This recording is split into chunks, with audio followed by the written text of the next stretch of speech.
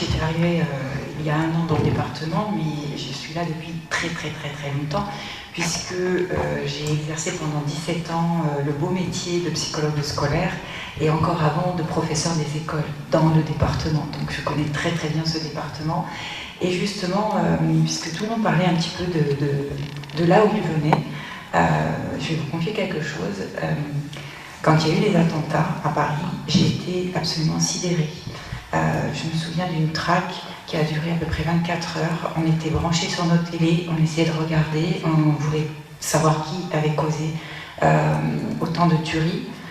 Je me suis retrouvée complètement médusée. En tant que psycho, on appelle ça un choc. Et pendant une journée, je me disais, mais qu'est-ce que j'ai raté? Qu'est-ce que j'ai raté? Alors ces personnes, je ne les connaissais pas, on est bien d'accord. Mais comment se fait-il que les enfants qui sont allés à l'école de la République, qui ont été dans nos classes, qui ont travaillé avec nous, qu'est-ce que collectivement nous n'avons pas réussi à faire pour que des personnes se sentent à ce point-là déboussolées et en arrivent à tuer d'autres personnes? Bon, encore une fois, il y a un choc, il y a une sidération. La sidération, c'est ce qui coupe la pensée. Et puis, à un moment donné, on se remobilise. Et c'est ce qui a déterminé le fait de passer le concours d'inspecteur. Et c'est à cette époque-là que je me suis dit, tout ce que tu fais dans les écoles, avec les enfants, avec des jeunes, avec des familles, en tant que psychologue scolaire, peut-être que le fait d'être inspectrice, tu vas pouvoir porter cette voix ailleurs, autrement et peut-être plus fort. Donc oui, je suis revenue il y a 1 an, mais j'ai été inspectrice à Lyon, à Toulouse, et quand je suis revenue, c'est vrai que le dossier de la laïcité reste un dossier prégnant pour moi, et ce matin, c'est un vrai plaisir, c'est un vrai bonheur, et quand bien même M. Landry dit que c'est un samedi, moi je suis contente d'être avec vous pour pouvoir partager les valeurs que je défends au niveau de l'école de la République. Donc voilà, ça c'était juste pour la petite histoire, et de parler de qui on est et d'où on vit. Alors maintenant, par contre, je vais être beaucoup plus scolaire, mais en même temps, c'est un petit peu mon dada, puisque je vais parler de la laïcité à l'école. Enfin, peut-être.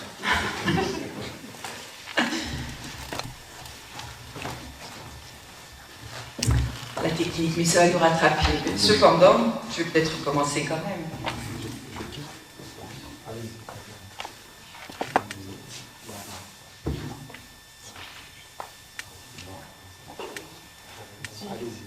Donc le propos ce matin, ça va être de voir finalement comment cette laïcité est vécue à l'école, ce qu'on en fait, mais je ne vais pas aller concrètement dans l'enseignement, puisque vous n'êtes pas des professeurs, et donc là c'est plus un cadre général de nos actions, bien évidemment, que nous allons voir ce matin. Donc d'abord, quand on parle toujours à partir d'un cadre. Celui d'enseignant, c'est un fonctionnaire d'État, donc il parle avec un cadre qui est le sien. Et nous, en tant que citoyens, puisqu'on est là pour former des futurs citoyens, eh bien, on part d'une chose, j'allais dire toute simple, et qui pourtant est parmi nous depuis très longtemps, puisque la Déclaration des droits de l'homme et du citoyen de 1789 reconnaissait déjà dans son article 10 que nul ne doit être inquiété pour ses opinions, même religieuses, pourvu que leur manifestation ne trouble pas l'ordre public établi par la loi. Donc vous voyez que la laïcité, ça date pas d'hier. 1789, de 250 ans. Ensuite, ça marche toujours pas? Ah, donc nous venons d'en parler, 1789, on fait un petit bond dans l'histoire et on arrive en 1958 avec le premier article de la Constitution qui nous a déjà été lu tout à l'heure par Monsieur le maire. La France est une république indivisible, laïque, démocratique et sociale. Elle assure l'égalité devant la loi de tous les citoyens, sans distinction d'origine, de race ou de religion. Elle respecte toutes les croyances et son organisation est décentralisée. Et tout à l'heure, il y a eu un petit clin d'œil aux femmes, alors j'en profite. La loi favorise l'égal accès des femmes et des hommes aux mandats électoraux, et on en a la preuve ce matin. et des fonctions électives ainsi qu'aux responsabilités professionnelles et sociales. Donc concrètement, encore une fois, on a des éléments dans nos lois, dans notre Constitution, qui nous permettent de pouvoir affirmer le principe de la laïcité. Hop là. Et puis, dernière chose qui est quand même beaucoup plus récente, 2021, avec le Conseil des sages de la laïcité, qui réinscrit les 3 libertés sur lesquelles la laïcité va s'appuyer: la liberté de conscience, la liberté de culte, et puis dans les lignes du respect de l'ordre public, la liberté d'expression. Donc là, je pense que tout à l'heure, les intervenants qui me succéderont parleront de façon un petit peu plus précise de ces choses-là, mais je vais en venir finalement à des choses, encore une fois, beaucoup plus actuelles, et on va s'éloigner un peu du droit, quand bien même on va être obligé d'y revenir constamment. Donc concrètement, dans l'hôtel de région de Bourgogne-Franche-Comté, il y a eu un événement assez douloureux qui a fait, on va dire, l'actualité des journaux, où un conseiller a demandé à une maman qui venait accompagner une classe, elle était voilée, elle était dans l'assistance, et on lui a demandé de partir de cet hôtel de région. Alors concrètement, quand on parlait de la laïcité dans le passé, on en parlait surtout pour, on va dire, l'école privée, l'école publique. Et c'était une grande bataille, et on parlait de la laïcité qu'à ce moment-là. Et puis dans les années 80, donc, il y a eu l'affaire des voiles, et donc en 1989, il a fallu à un moment donné que l'on puisse statuer par rapport à ces éléments. Et donc la question du voile s'est invitée dans l'école, et elle perdure encore aujourd'hui. Et donc en 2019, avec des mamans accompagnatrices, pour lesquelles même des personnes qui représentent l'État se trompent par rapport à leur positionnement. Nous avons aussi, et puisque nous sommes à la UCPE, une affiche qui a été produite aussi en 2019 avec une maman voilée, et l'affiche disait « Oui, je vais en sortie scolaire, et alors ?» Et là, encore une fois, une grande polémique est née, mais le principe de laïcité doit être affirmé, et donc c'est bien en cela que l'on va pouvoir reposer le débat et pouvoir parler de ces éléments-là. Alors, concrètement, notre société est de plus en plus dans un mouvement de sécularisation. On a 2/3 des personnes interrogées qui disent ne pas avoir de religion en France. Et il y a seulement 1/3 des personnes qui disent avoir une religion. Et si on regarde au niveau des messionistes, ceux qui vont à la messe tous les dimanches, il n'en existe que 2%. Et en même temps, alors qu'il y a 2/3 de la population qui dit ne pas avoir de religion, il y a une revendication de l'expressivité d'une religion. Donc on va avoir par exemple en 2019 une église évangélique qui s'ouvre tous les 3 jours en France. Donc en même temps on dit qu'on n'a pas de religion, et en même temps on veut absolument avoir une expression religieuse. Et face à ces deux mouvements, eh bien, il y a le principe de laïcité qui doit être réinterrogé, et notamment au sein même de notre école. Donc, on va, au niveau de l'école, axer sur 2 piliers. Le premier, c'est permettre à tous les personnels d'avoir une connaissance juridique des textes par rapport à la laïcité, et en même temps, conforter toutes les équipes pour lesquelles il y a eu des atteintes à cette laïcité, d'être accompagnées par les équipes de l'éducation nationale. Donc on va avoir à la fois une formation pour que tout le monde puisse mieux comprendre ce qu'est la laïcité et comment on la fait vivre à l'école, et en même temps, on ne peut pas faire comme s'il ne se passait rien dans les écoles, donc on va aider les équipes à traiter les difficultés.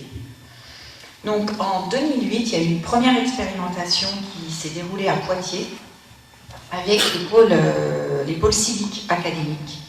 Et puis ce pôle civique a très bien fonctionné et donc il a été généralisé en 2013 dans tous les départements de France. Donc au niveau académique, il y a un pôle civique qui a 3 actions principales.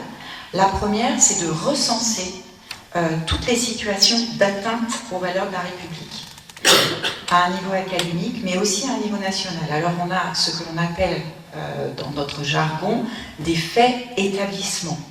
Un fait établissement, lorsqu'il y a je sais pas moi, une directrice d'école qui est agressée par les parents, lorsqu'on a des élèves qui revendiquent des signes ostentatoires, etc., on doit le déclarer dans une application numérique que les directeurs ont à leur disposition, et ce fait est traité à plusieurs niveaux, et en fonction de la gravité. Donc, il y a un niveau 1, qui est traité par le niveau départemental, un niveau 2 par le niveau académique, et un niveau 3 par le niveau national.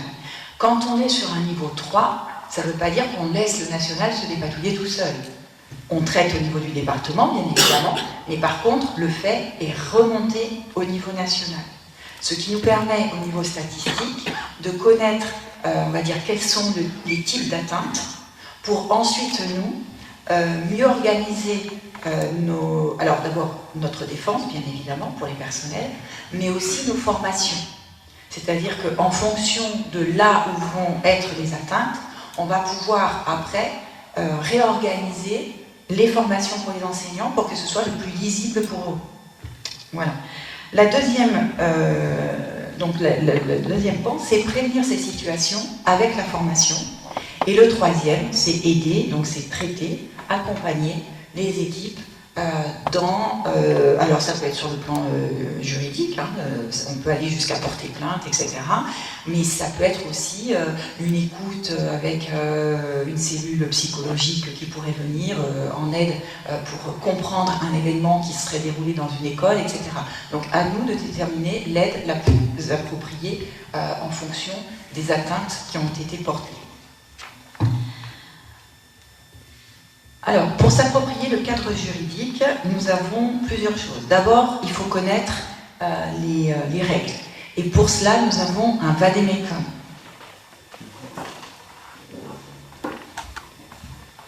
Je voulais amener ce matin, vous pourrez le consulter si vous le souhaitez, mais il est téléchargeable.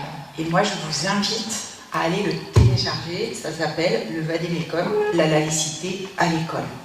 Dans ce vade-mecum, non seulement il y a tout le cadre juridique, mais aussi il y a des toutes petites, enfin pas des petites, pardon, il y a des fiches sur lesquelles vous avez une petite situation, ensuite le cadre légal, et enfin des pistes d'action pour les enseignants.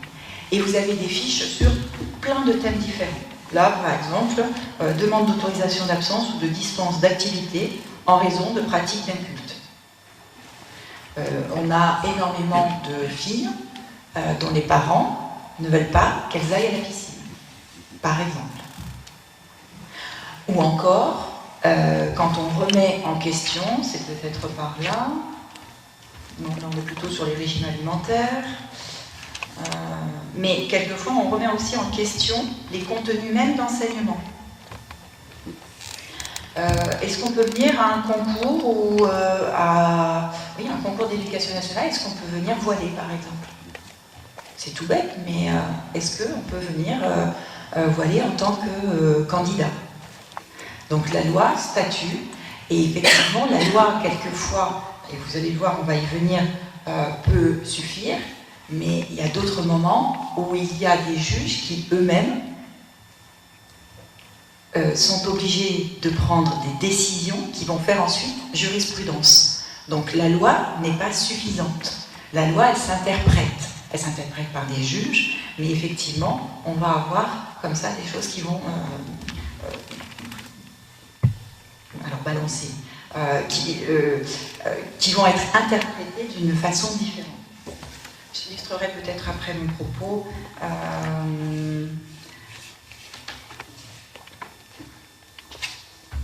Par rapport à une situation particulière. Je continue. hop, sur ce vademecum, donc les situations avec un exemple, un cadre juridique et à chaque fois des pistes et des conseils, téléchargeables sur Internet. Ensuite, il faut qu'on puisse associer ces règles au pilier de la laïcité. Et la laïcité, c'est plusieurs choses. D'abord, la liberté de conscience. Chacun a le droit de penser ce qu'il veut. Ensuite, il peut exercer ce culte. Ensuite, il y a la neutralité de l'État. Et là, c'est très important que chaque enseignant puisse garder une neutralité vis-à-vis des croyances des élèves. Et enfin, et là aussi c'est extrêmement important, il n'y a pas une religion au-dessus des autres, elles sont toutes égales devant la loi. Et une fois qu'on s'est approprié les règles, les piliers de la laïcité, il faut pouvoir replacer ces règles dans un contexte, et notamment notre contexte scolaire. Alors, on va passer, pour le contexte scolaire, à un petit schéma qui semble à la fois simple, mais quand on en parle, là encore une fois, il faut décortiquer les choses. Il y a l'espace privé. Bon, l'espace privé, grosso modo, c'est là où on peut faire tout ce qu'on veut. On est chez soi, on fait ce qu'on veut. Alors, petit bémol, on fait ce qu'on veut, mais quand même pas tout à fait. Taper sur sa femme, ses enfants ou son mari, c'est interdit. Hein, on est bien d'accord. Donc on fait ce qu'on veut parce qu'on est chez soi, mais quand même dans le respect des règles vis-à-vis de l'autre. Et puis ensuite, il y a l'espace public.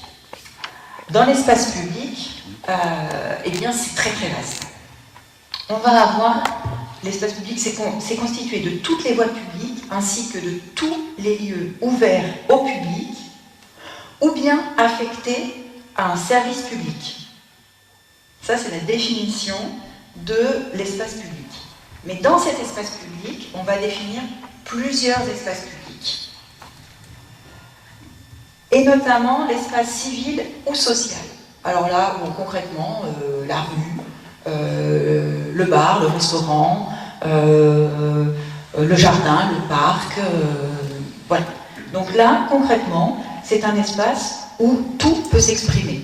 On peut faire du prosélytisme, si je veux dans la rue mettre un pupitre et parler de l'église évangélique, si je veux vous parler de magnétisme, je peux faire ce que je veux. D'accord ? Ensuite, il y a les espaces à mission de service public. Alors là, c'est pas tout à fait pareil, mais on va avoir les mairies, on va avoir la préfecture, on va avoir la CAF, on va avoir les écoles, etc. Donc on va avoir les espaces à mission de service public. Donc, dans ces espaces-là, on va avoir des droits, mais il y a aussi l'espace scolaire. Et celui-ci, on va être en mesure de protéger les élèves. Et vous allez voir que les choses ne vont pas s'exprimer de la même façon en fonction de l'espace où on est. Il y a eu, le 23 novembre 2011, l'interdiction des mamans voilées à l'école. On nous a dit, les mamans ne peuvent pas venir voilées. C'est le tribunal administratif de Montreuil qui en a décidé ainsi. Et qui s'est appuyé pour cela sur le principe de neutralité de l'État. Donc le principe de la neutralité à l'école. Et donc dans une école, vu que c'est un lieu public pour les élèves que nous devons protéger, puisque l'espace scolaire c'est un espace où on protège les élèves et qu'ils doivent non pas être soumis à une croyance, mais au contraire être dans le savoir. Et donc avec une grande différence entre les croyances, les savoirs et les opinions. Et on fait vraiment un travail de fond, notamment à partir du cycle 3, c'est-à-dire à partir du CM1, on fait vraiment un travail très pointu sur la différence entre ces trois choses. Les croyances, le savoir et les opinions. Donc concrètement, on nous dit dans l'espace scolaire, pas de parents voilés. Ça, c'était en 2011. Et puis, le défenseur des droits a demandé au Conseil d'État de faire une analyse de ces situations et le Conseil d'État a, on va dire, fait la distinction entre l'usager et la personne qui y travaille. Donc le fonctionnaire d'État, lui, est soumis à la neutralité. En revanche, l'usager, c'est-à-dire celui qui vient dans l'école, n'est pas soumis à ce même devoir de neutralité. Donc, à partir de ce moment-là, on a dit, bien, les parents, par exemple, voilés, peuvent venir, enfin les mamans voilées, peuvent venir à l'école voilées. Et puis ensuite, le Conseil d'État a, entre guillemets, oublié une chose, c'est la catégorie des collaborateurs. Les parents qui accompagnent, par exemple. Et là, on est toujours dans ce basculement. Donc vous voyez, par rapport à une loi qui est la même, en fonction des années, comment ça s'est construit petit à petit, différemment, en fonction des jurisprudences et des conseils que nous avons demandés, là pour le coup, au Conseil d'État. Donc, l'accompagnant n'est pas soumis au devoir de neutralité, sauf si la personne est assimilée à un acte d'enseignement. Parce que l'idée, c'est que tant qu'on accompagne, on est un citoyen, j'allais dire lambda, à partir du moment où on s'exprime auprès d'élèves comme si nous étions une maîtresse ou un maître, et bien à ce moment-là, à l'élève, on lui montre un modèle et donc on doit être neutre. Donc, j'allais dire, là, c'est là que s'expriment tous les allers-retours entre qui on accueille à l'école et en fonction du statut qu'il va prendre au moment où il est dans la classe, eh bien, on va pouvoir appliquer telle ou telle conduite. Ce qui n'est pas simple pour les équipes. Parce que, par exemple, moi je prends l'exemple de Perpignan 1, l'inspecteur va me dire, oui, mais alors si du coup les mamans ne viennent plus pour lire des histoires, si elles ne peuvent pas venir avec le voile, moi concrètement, j'ai qu'une maman qui viendront à l'école pour aider les enfants. Or, ce qui est important, c'est que les enfants puissent aussi voir des parents dans le lien avec l'école. Et donc, on ne veut surtout pas fermer l'école aux familles. Donc, l'idée qui prévaut actuellement, c'est que quand les parents accompagnent, ce ne sont pas eux qui ont prévu le cours, ce n'est pas eux qui dispensent un cours, ce ne sont pas eux qui évaluent l'élève à la fin d'une séance. Donc concrètement, les parents viennent comme ils sont. Je pousse encore l'exemple un peu plus loin parce qu'il en va de même pour tous les personnels des collectivités territoriales, par exemple, à la cantine. Les personnels de ménage. Si une femme de ménage fait le ménage, alors je vais aller encore plus loin, si c'est une entreprise qui est payée par la mairie pour faire le ménage dans une école, et que dans cette entreprise, il est possible d'être voilée, eh bien, la femme de ménage peut être voilée. Cela dit, si elle fait le ménage quand il y a des élèves, ou en présence des élèves, elle ne doit pas avoir le voile. Et quand il n'y a pas d'élèves, enfin à 6h du matin, s'il n'y a pas d'élèves, elle peut mettre le voile. Donc vous voyez, toutes ces questions, elles sont très techniques, mais en fait, elles sont techniques grâce, j'allais dire, parce que encadrées par la loi. Voilà. Donc, là, c'est vrai qu'on va assez loin, mais grosso modo, on a une sphère privée qui peut s'exprimer dans et l'espace privé et l'espace public, mais pas n'importe quel espace public, puisque dans l'espace public, du côté des espaces avec les missions à service public et les espaces scolaires, là, on est soumis à des principes de neutralité qui s'expriment en fonction du contexte de façon différente. Voilà. Donc, nous en avions parlé par rapport au musée de l'école, puisque l'année dernière, la question s'était posée. Est-ce qu'on peut accepter une maman voilée au sein de la classe du musée de l'école. En fait, il faut pouvoir considérer que le musée de l'école n'est pas une classe, mais bien un musée. Donc, comme c'est un musée, c'est un espace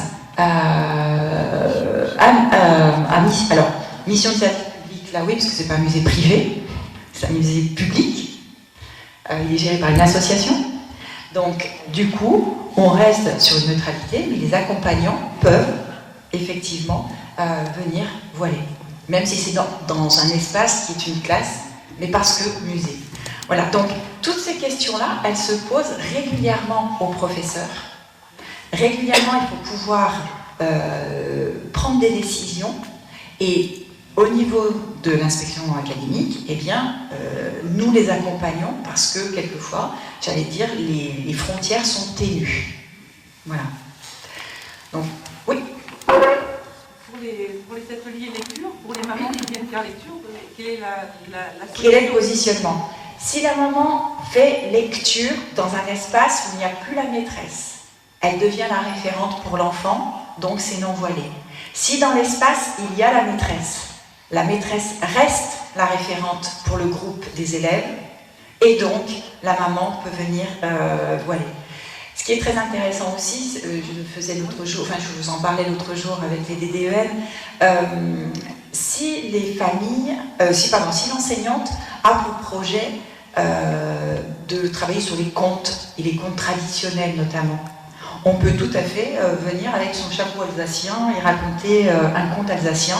On peut tout à fait venir avec un costume, j'allais dire, traditionnel, parce que ça fait partie de l'apprentissage de cultures différentes.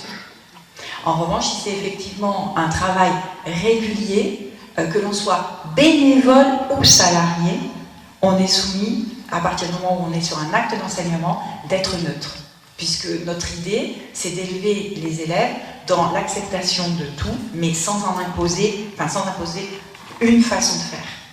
Mais bien au contraire, et là je pense qu'il faut le dire, la laïcité, elle n'est pas liberticide, au contraire, elle ouvre la liberté de toutes les religions. On l'a vu tout à l'heure, il n'y en a pas une au-dessus les unes des autres. Donc voilà. Dans les éléments aussi que l'on défend énormément, c'est l'égalité filles-garçons.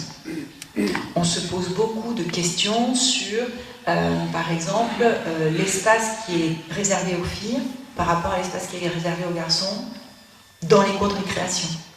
Quand on a des garçons qui prennent le terrain de foot, qui fait à peu près les 3/4 de la cour de récré, et que les filles n'ont que les bords des murs pour pouvoir jouer à la corde à sauter ou à l'élastique, je fais vite, ça n'est pas juste.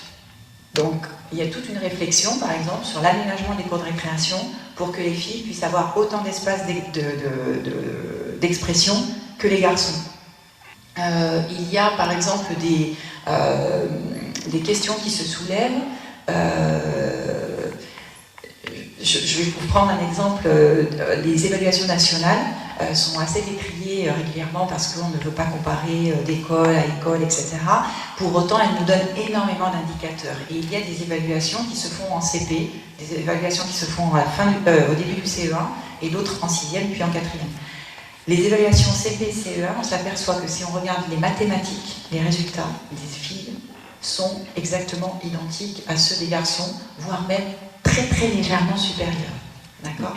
Et au CE1, les résultats des filles sont absolument chutés, mais pas chutés un tout petit peu, chutés. Sur les items de addition et soustraire, additionner, soustraire, c'est chuté à plus de 10 points en dessous de la moyenne par rapport aux garçons.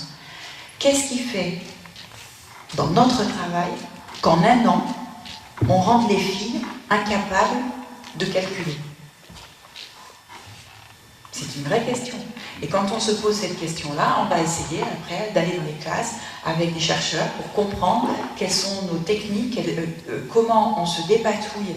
Par exemple, alors, une des explications, mais c'est évidemment pas la seule, puisqu'il y a aussi tout le poids de la société. Le poids de la société est quand même énorme. On sait qu'une fille, elle est nulle en maths, et qu'un garçon, c'est très fort en maths, d'accord ? Et que les garçons, ça va venir plus tard, leur métier, parce que les filles, elles sont déterminées, mais après, elles s'arrêtent, et au niveau des études supérieures, elles ne vont pas du côté des ingénieurs, elles ne vont pas du côté de telle et telle branche. Il faut casser ces représentations-là, il faut pouvoir expliquer en quoi, effectivement, une fille est tout aussi capable qu'un garçon de faire tel ou tel métier, mais il y a un poids de la société très fort. Et dans les classes, on a filmé des dizaines et des dizaines d'enseignants, et on a regardé sur les mathématiques comment l'enseignant se positionnait. Et l'enseignant va donner un travail ou un problème à chercher, tous les enfants vont chercher de leur côté ou en petit groupe, et l'enseignant, quand il a besoin de montrer une procédure erronée, c'est-à-dire que grosso modo le problème a été raté, eh bien 9 fois sur 10, il choisit une fille. Par contre, quand on a besoin de montrer une procédure efficiente, qui est solidement argumentée et que le problème est réussi, eh bien, l'enseignant, que ce soit une enseignante ou un enseignant, va choisir un garçon. Ben, c'est tout bête, mais ça, petit à petit, tous les jours, répété, eh bien, finalement, on s'approprie cette différenciation-là. Donc, il y a des techniques toutes bêtes, on prend la liste des élèves, on a besoin d'une réponse fausse, on coche un élève, on a besoin d'une réponse juste, on coche ce même élève.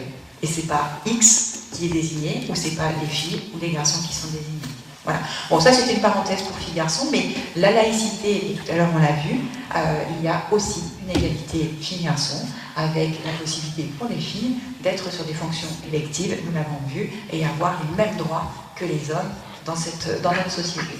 Donc voilà. La laïcité, c'est un vaste sujet, mais la partie égalité filles-garçons est un des domaines sur lesquels nous travaillons énormément. Et donc, pour les professeurs des écoles, il y a une formation de 9 heures obligatoire qui est déclinée. Alors, dans notre département, c'est un plan qui va se décliner en 3 ans. Donc là, on forme un tiers des enseignants cette année, à peu près 1000. L'année prochaine, à nouveau 1000. L'année suivante, à nouveau 1000. Ces enseignants auront tous 9 heures.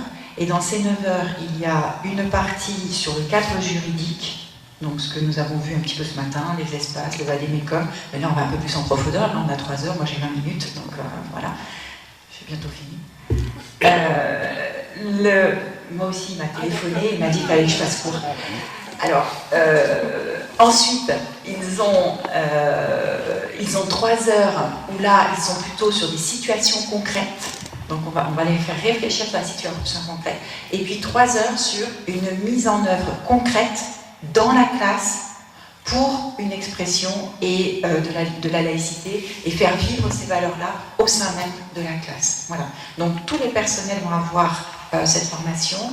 Et tout à l'heure, je vous entendais dire une formation aussi pour les personnels administratifs. Et c'est quelque chose qui est aussi à l'étude pour que les personnels qui reçoivent le public au sein même de la direction académique de l'éducation nationale puissent avoir également cette formation.